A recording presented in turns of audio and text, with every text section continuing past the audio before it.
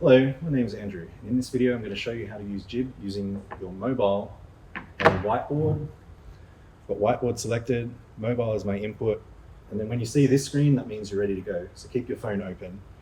As you can also see here, I can turn the camera preview on, and I'm going to use a coffee mug because I don't have a phone stand.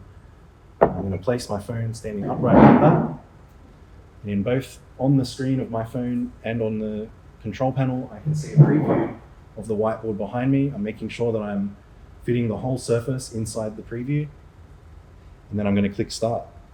Now, I'm going to move out of the way until JIBB says start writing. As you can see on my screen, it's displaying my graph. My phone is standing there. If you want to learn more, go and check out our other videos on our help page.